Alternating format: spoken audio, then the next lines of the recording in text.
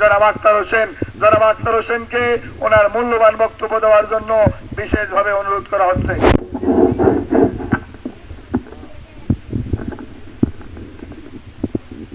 আসসালামু আলাইকুম ওয়া রাহমাতুল্লাহ। গোড়াইবাসী ভালো আছেন আপনারা সবাই? আমাদের আরো 1 ঘন্টা আগে আসার কথা ছিল, কিন্তু আসতে আমাদের দেরি হয়ে গেল, কারণ আমরা মাঝপথে একটু ভুল করে ফেলছিলাম। আজকে আমাদের শেষ উঠান বৈঠক, আজকে প্রোগ্রাম আছে উঠান বৈঠক, আজকে এটা শেষ।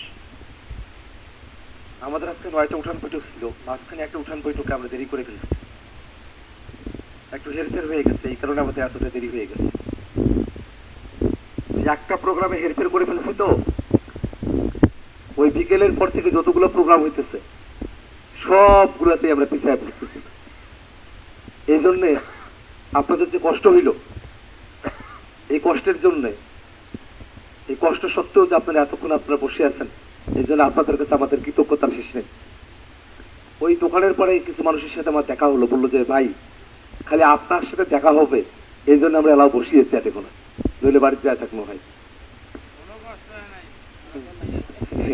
ইনশাআল্লাহ আপনারা যে কষ্টটা করতেছেন, একটা সঠিক সিদ্ধান্ত নেওয়া লাগবে। এই জন্য আপনারা যে কষ্টটা করতেছেন, আপনারা দোয়া করবেন আপনাদের এই কষ্টের ফলাফল আল্লাহ যেন আমাকে দিয়ে আপনাদের হাতে পৌঁছায় দেয়। দোয়া করবেন। আমি আপনাদের এলাকারই ছেলে। আমার বাড়ি কোথায় জানেন আপনারা? মধুপুরে, মধুপুরের ভাইরহাট। টেপা মধুপুর ছিলেন না? টেপা মধুপুরের ভাইরহাটে আমার বাড়ি। খুব বেশি দূর না তো আপনাদের এখান থেকে। আপনাদের পাশের রাস্তাটা নবদ্বীপগঞ্জ থেকে মধুপুর পর্যন্ত টানা, ওই রাস্তাটা দিয়েই আমরা কিন্তু যাওয়া আসা করি। হয়তো অনেকের সাথে বাজারে ঘাটে বিভিন্ন সময় দেখা সাক্ষাৎ হবে। আমার সাথে এর আগে সামনাসামনি দেখা হয়েছে, আছেন এরকম কেউ এখানে? আছেন কয়েকজন, না 2-1 জন। বেশিরভাগের সাথে সামনাসামনি দেখা হয় নাই, না? নবদ্বীপগঞ্জ বাজারে দেখা হয়েছে। আপনারা কোনোভাবেই আমাকে দেখেন নাই? টিভিতে দেখা হয়েছে না? দোয়া করবেন যাতে করে আল্লাহ টিভিতেও দেখায়, আপনাদের সামনে এলাকাতেও দেখায় ইনশাআল্লাহ। আমি রাত যেহেতু গভীর হয়ে গেছে, আমি খুব বেশি কথা বলবো না। আমরা একটা সিদ্ধান্ত নেওয়ার দ্বার প্রান্তে আছি। এই সিদ্ধান্তটা যদি আমরা সঠিক সিদ্ধান্ত নিতে পারি, সেজন্য আমি কয়েকটা কথা বলবো। আমাদের এখন এই বাংলাদেশে নির্বাচনকে ঘিরে 2টা পক্ষ হয়েছে। একটা পক্ষ একটা গোলামীর বাংলাদেশ বানাইতে চায়, আর একটা পক্ষ একটা আজাদের বাংলাদেশ বানাইতে চায়। এখন সিদ্ধান্ত নেওয়ার সময় আমরা কোন বাংলাদেশের পক্ষে থাকবো? আমরা কি গোলামীর বাংলাদেশের পক্ষে, না আজাদের বাংলাদেশ? আজাদের বাংলাদেশের জন্য আমার দল জাতীয় নাগরিক পার্টি, এনসিপি, জামায়াতে ইসলামী, খেলাফত, এবি পার্টি, আমরা কিছু দল একযোগে নির্বাচন করার সিদ্ধান্ত নিয়েছি। এই সবগুলো দলের পক্ষ থেকে আমাদের মার্কা কি বলেন তো? শাপলাকলি। আল্লাহ যদি শাপলাকলি মার্কাকে কাউনিয়ার কাছে জিতে নিয়ে আসে, তাহলে আমাদের পরিকল্পনা কি, সেই বিষয়গুলো নিয়ে আমি 2-1টা কথা বলবো।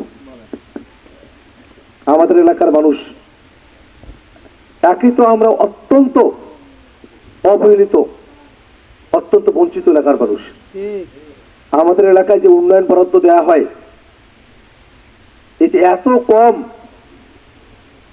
শতকরা মাত্র 1% দেওয়া হয় রংপুর বিভাগের জন্য। আমাদেরকে বৈষম্যের মধ্যে রাখা হয়েছে। আমাদের এখানে প্রয়োজন আছে এমন রাস্তাঘাট যেগুলো, সেই রাস্তাঘাটগুলোরও কাজ করা হয় না। কিন্তু যে জায়গায় প্রয়োজন নাই, সেখানে ফ্লাইওভারও করে দিতেছে না, এরকম অনেক জায়গায়। আমরা এই বৈষম্যটা দূর করতে চাই। আমাদের এলাকায় কোনো শিল্প প্রতিষ্ঠান নাই, কোনোভাবেই। এখানে অল্প কিছু শিক্ষকতা ওই স্কুল প্রতিষ্ঠানে, আর কৃষিকাজ, এর বাইরে খুব বেশি মানুষের আলাদা কোনো পেশায় থাকার মতো এখানে কোনো সুযোগ নাই। আমাদের মানুষেরা তাদেরকে কষ্ট করে ঢাকায় গিয়ে গার্মেন্টসে তাদেরকে কাজ করা লাগে, অথচ আমাদের এই এলাকায় মানুষের অত্যন্ত পরিশ্রমী মানুষ, তারা পরিশ্রম করতে পছন্দ করে। সেই পরিশ্রমী মানুষগুলোকে তাদের হাতে যদি কাজ দেওয়া যেত, কলকারখানা হতো, আমাদের পাশে শুধু ভারত না, খুবই কাছাকাছি আরো 2টা দেশেরও সীমান্ত আছে। সেই ধরনের আন্তর্জাতিক নীতি যদি আমরা ফলো করতে পারতাম, আমরা আমাদের এখানে যে সম্ভাবনা, সেই সম্ভাবনাকে যদি কাজে লাগাইতে পারতাম, আমাদের এখানে এত পরিমাণে মশলাদি উৎপাদন হয়, বলতে গেলে বাংলাদেশের শস্য ভাণ্ডার আমাদের এই উত্তরবঙ্গ, এত উর্বর জমি,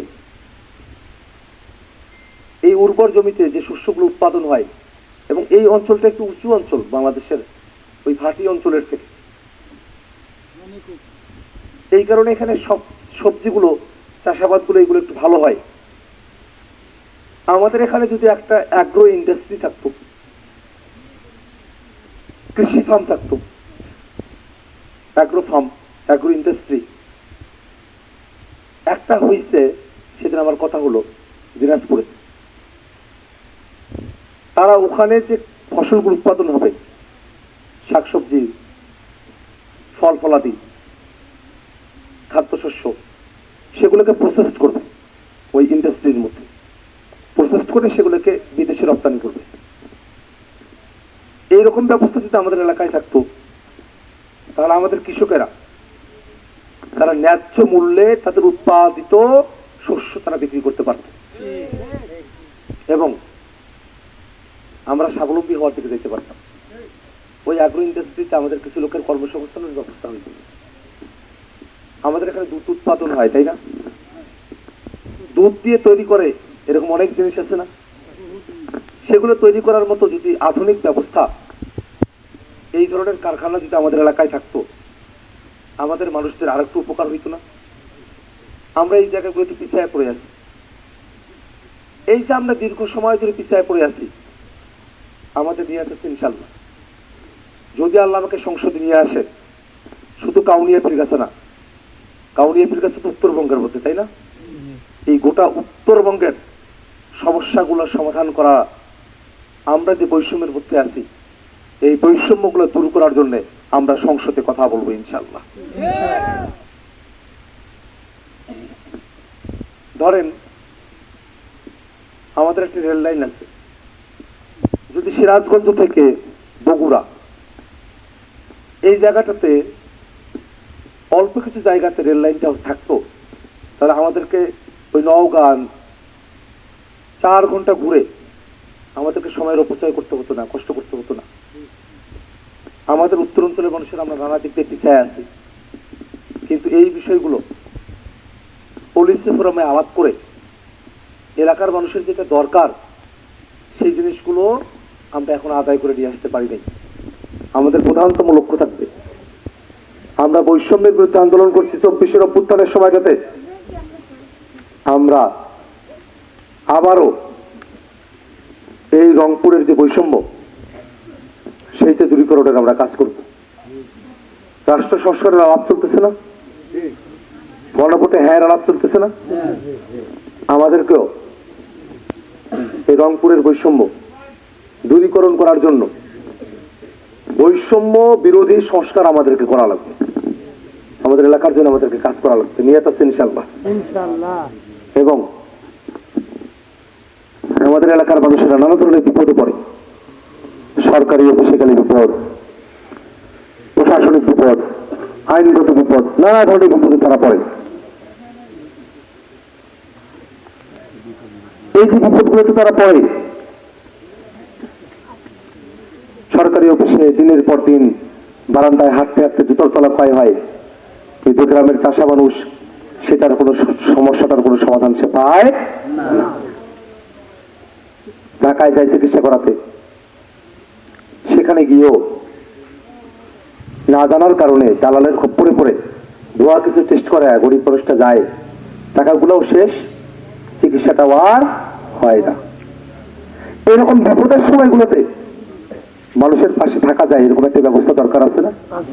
আমরা নিয়ত করছি ইনশাআল্লাহ, আল্লাহ যদি আমাকে শাপলাকলি মার্কায় কবুল করে তাহলে এই কাউনিয়া পীরগাছার মানুষের প্রশাসনিক, আইনগত, সরকারি অফিসের চিকিৎসার সময়টাতে তাদের পাশে থাকার জন্য আমরা একটা জনসেবা সেন্টার বানাবো।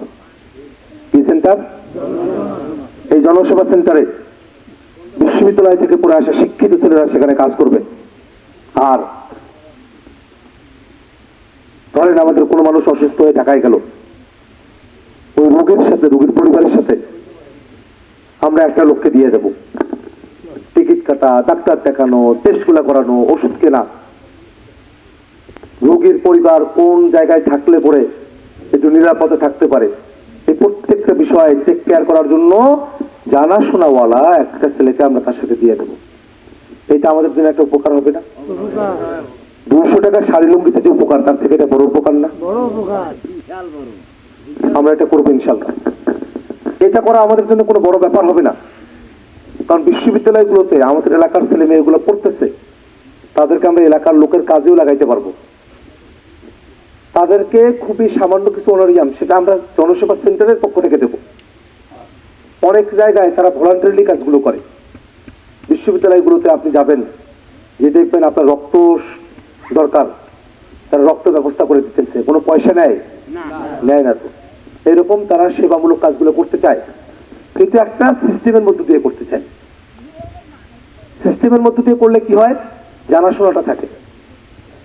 যারা আমাদের ওখানে রেজিস্টার থাকবে জনসেবা সেন্টারে, এদের ব্যাপারে তো আমরা আদ্যপান্তগুলো জানবো, তখন মানুষ নির্ভর করতে পারবে তার উপরে বিশ্বাস করতে পারবে।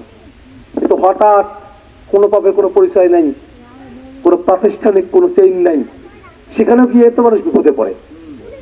যখন এরকম একটা চেইন আমরা তৈরি করতে পারবো আমাদের এলাকার ছেলে মেয়েদের সাথে, আমাদের এলাকার মানুষের বিপদে আমরা তখন তাদেরকে কাজে লাগাইতে পারবো, তখন সেও শান্তি পাবে, মনে আমাদের লোকগুলাও তারা নিরাপদ থাকবে, বিপদমুক্ত থাকবে, দালালের খপ্পরেও আমাদের কার পড়া লাগবে না। আমরা এইভাবে কাজগুলা করব।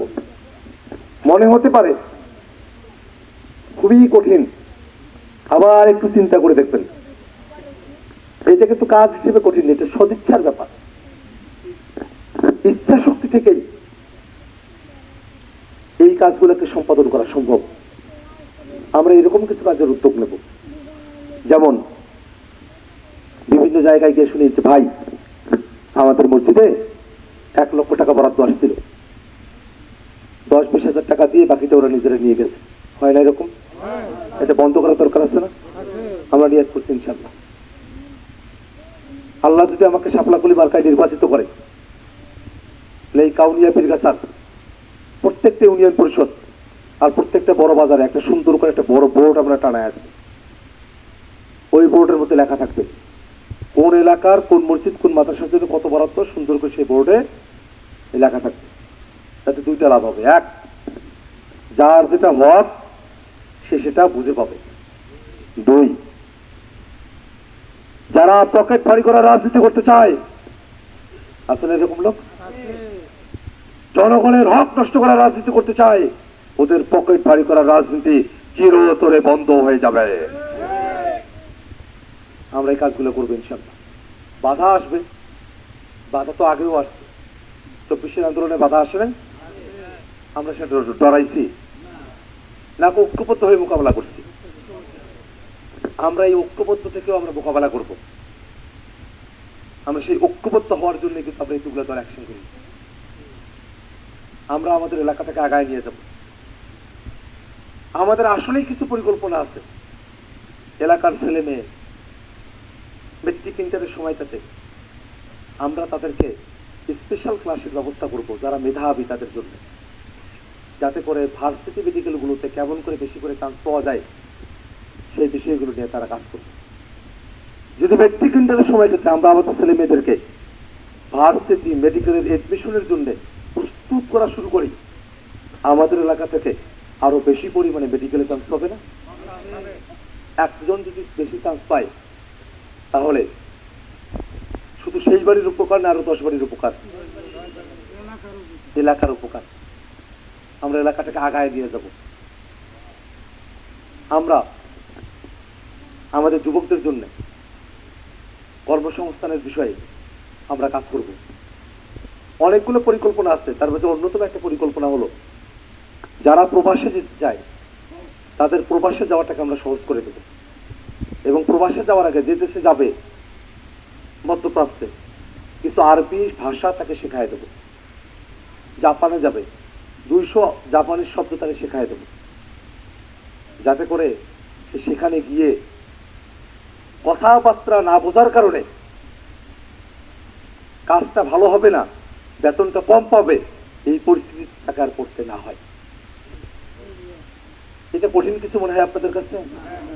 আমরা এই কাজগুলো করবো ইনশাল্লাহ। আমরা একটা সম্প্রীতির বাংলাদেশ চাই। আমরা এখানে এই পাড়ায় এই এলাকায় আমরা যারা বাস করি এই গোড়াইতে, আমরা হিন্দু মুসলমান একজন অপরজনকে দাদা ভাই মাসি পিসি এই সম্বোধন করে আমরা চলি না? আমরা এই সম্প্রীতিটা ধরে রাখতে চাই। শুধু সম্প্রীতি ধরে রাখা না, আমাদের হিন্দু ভাই বোনদের মধ্যে যারা দলিত এবং হরিজন সম্প্রদায়ের মানুষ তারা যে পিছায় আছে, এটা জানেন আপনারা তারা কতটা পিছায় আছে? 4 স্টলে গেলে তাদের ওই চায়ের কাপে অনেক জায়গা আছে চাও খাইতে দেয় না। এরকম কিছু অমানবিক ব্যাপার এখনো সমাজে রয়ে গেছে। আমরা অনেকটা আগাইতে পারছি, ভারতে আরো ভয়ঙ্কর অবস্থা। আমাদের এখানে মানুষেরা যথেষ্ট সভ্য, যথেষ্ট তারা নিজেদেরকে মানুষকে মর্যাদা দেওয়ার ক্ষেত্রে তারা আগায় নিয়ে গেছে, কিন্তু তারপরেও যে মানুষগুলো পিছায় আছে দলিত এবং হরিজন সম্প্রদায়ের মানুষ, যে পেশার মানুষ বংশ পরম্পরায় ওই পেশাতেই তারা থাকে। যারা চুল কাটার কাজ করে ছেলে নাতি পুতি ওই এক পেশার মধ্যে থাকে, তারা অনেক কষ্টের মধ্যে থাকে। এই মানুষগুলোর জন্য আমরা কাজ করব, আমরা তাদেরকে আগায় নিয়ে আসব।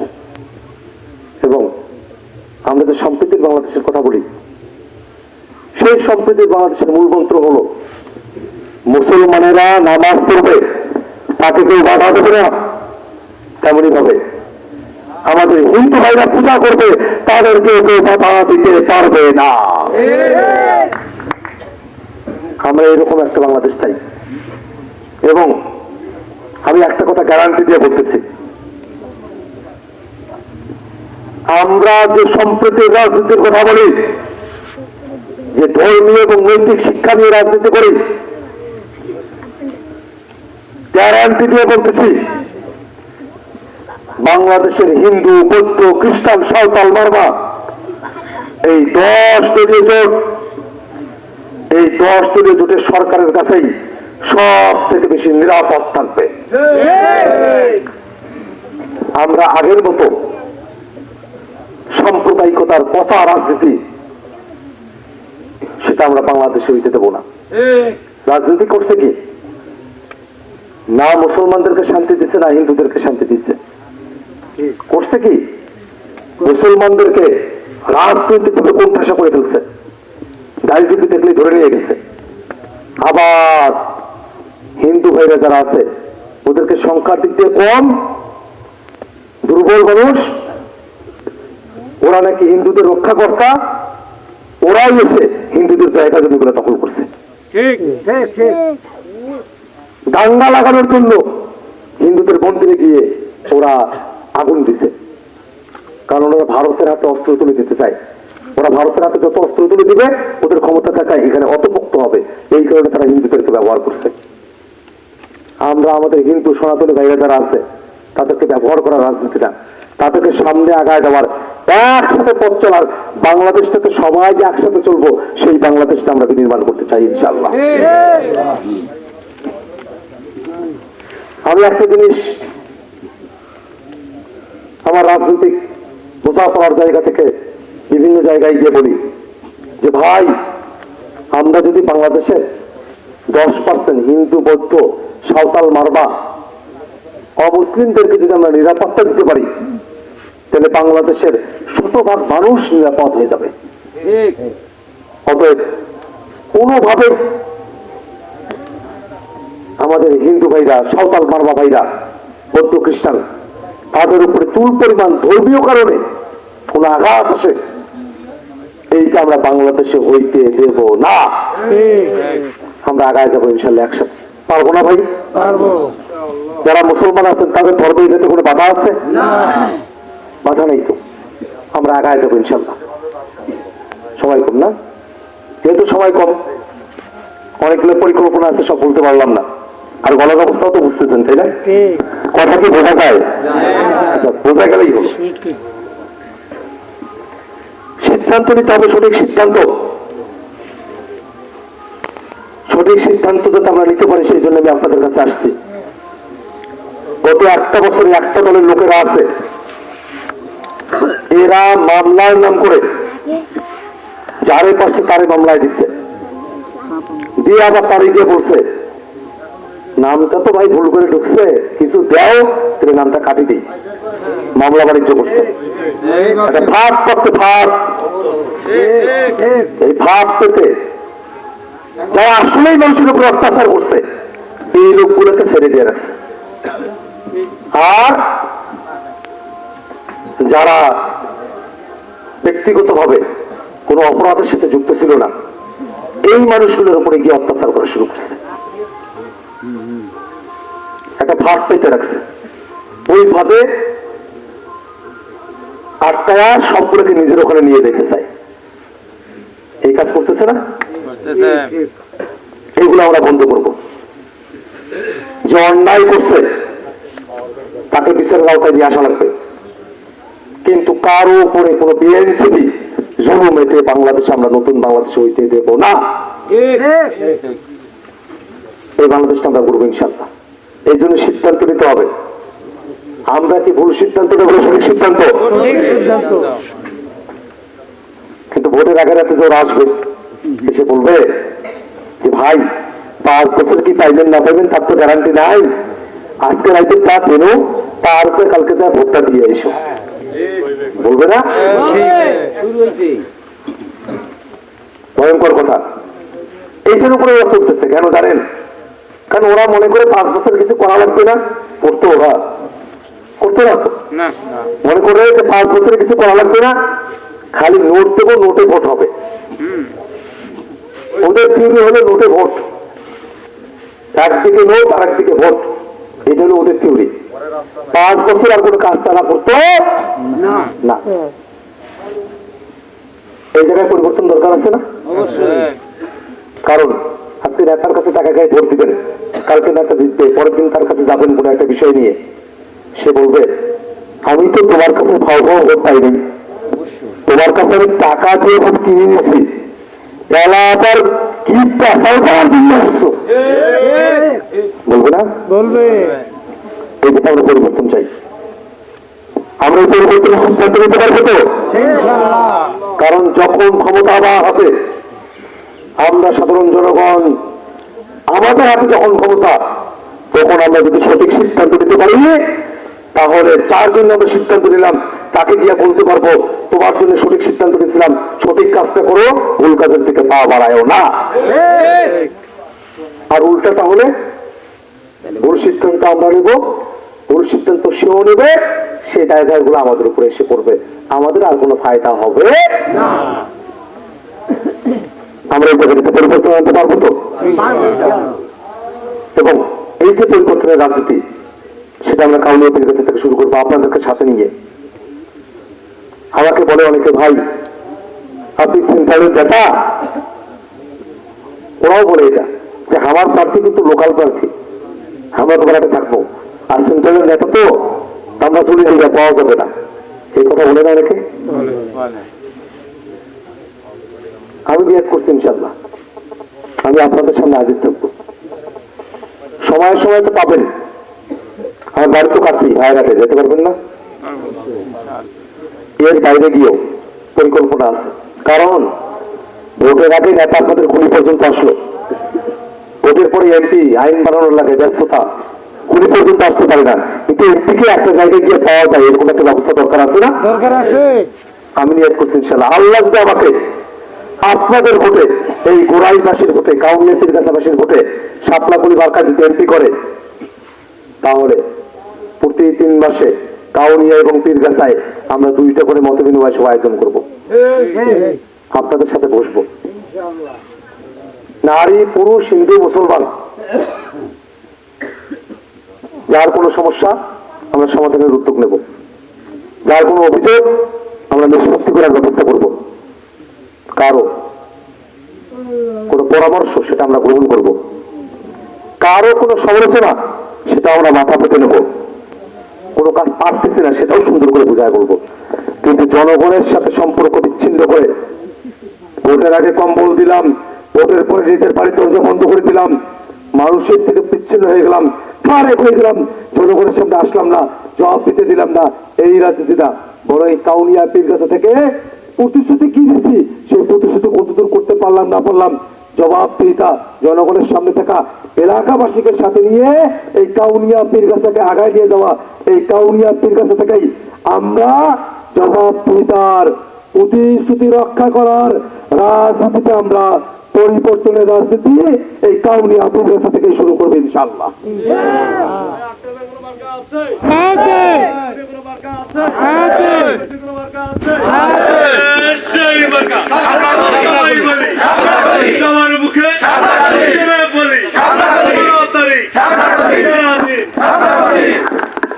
এবার একটা ভোট হবে জানেন তো, সেই ভোটে কোন পক্ষে,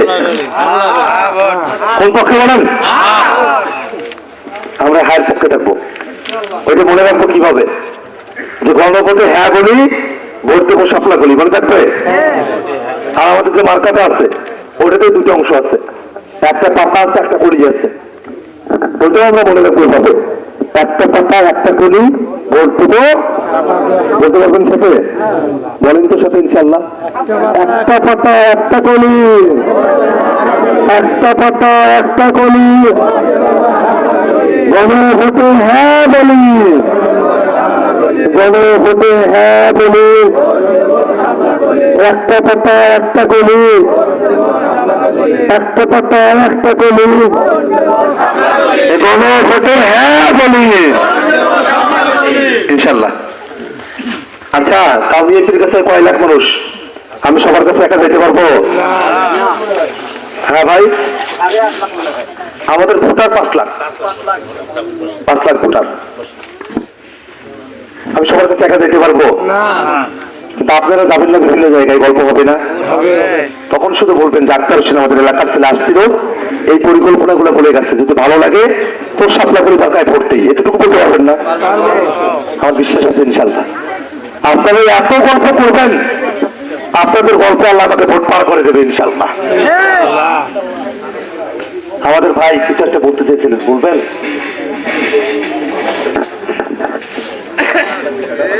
ভাইয়ের যে মসজিদ চেয়ারম্যান তো রাস্তাটা করে দিতে হেয়ারিং রোড, এখন আপনি তো আসতে জানেন এটার কি কোনো ব্যবস্থা করা যাবে নাকি সেটা বলেন। তাহলে এই উদ্দেশ্যে আমি কিছু বলি। হ্যাঁ বলেন। আজকে সকালে 11টার দিকে আমাদের রান্নাতে যে উঠান বৈঠকটি হয়েছে, ওই উঠান বৈঠকে আমি আমাদের এমপি ক্যান্ডিডেট যিনি, ওনার হাতে একটা খাম দিয়েছিলাম, ওই খামের মধ্যে লেখা আছে ঘোড়াই মৌজার সালামের দোকান থেকে শুরু করে খাজা পুলিশের বাড়ির সামন দিয়ে যে হিরিং এর রাস্তাটি গিয়েছে সেই রাস্তাটি পাকাকরণ। এরপরে লেখা আছে রামনাথ মৌজার আব্দুর রাজ্জাকের দোকান থেকে শুরু করে মাটিয়া মসজিদ পর্যন্ত এবং আমির হোসেনের বাড়ি থেকে শুরু করে রামনাথ আজাদ সরকারি প্রাথমিক বিদ্যালয় পর্যন্ত হিরিং রাস্তাগুলো পাকাকরণ। এটি আমি লিখে দিয়েছি আপনাদের গোড়াইবাসীর অনুমতি না নিয়ে আর কি। এটি এখন ভাই তার নিজ মুখে বলবে, প্রতিশ্রুতি দেবে না। আমি তো শুরুতে বলছি আমরা দুর্ভাগ্যের মধ্যে আছি, অনেকগুলো জায়গা আছে 2 ধারে এত বাড়ি ঘর, সে বাড়ি ঘর এত থাকা সত্ত্বেও রাস্তাতে এতটাই কাঁচা যে বর্ষাকালে সেদিকটা হাঁটা যায় না। অনেকে বলে যে মেয়ের বিয়ে দেওয়া যায় না ভাই রাস্তার কারণে। আমাদের এই কাজগুলো হয় না কেন জানেন? কারণ রাস্তার কাজ বা কোনো একটা ব্রিজের কাজ অন্তত 8-10টা অফিসে দৌড়াইতে হয়, কিন্তু এই দৌড়াদৌড়ির কাজ থেকে কেউ করতো না।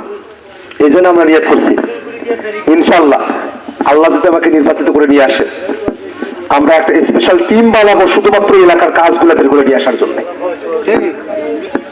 আমি যোগাযোগগুলো করা দেবো, ইয়াং পোয়াপান তারা যাবে, আমাদের পক্ষ থেকে আবেদন নিয়ে যাবে, বলবে যে ভাই আমাদের রাস্তাটার নাম্বার নাই, নাম্বারটা করে দেন। আমরা কোন মন্ত্রণালয়ে কোন কাজ আমাদের এলাকার জন্য আছে, কোন মন্ত্রণালয় লোকাল পর্যায়ে কি করে, প্রত্যেকটা জিনিস হিসেব করে বের করে খুঁটিয়ে খুঁটিয়ে দেখে খোঁজ খবর দেখে ফলো আপ দেখে আমাদের এলাকার জন্য যেটা ন্যায্য হিস্সা সেটা আমরা বের করে নিয়ে আসবো ইনশাল্লাহ। মনে থাকবে ইনশাল্লাহ, দোয়া করবেন, আসবো ইনশাল্লাহ। হ্যাঁ।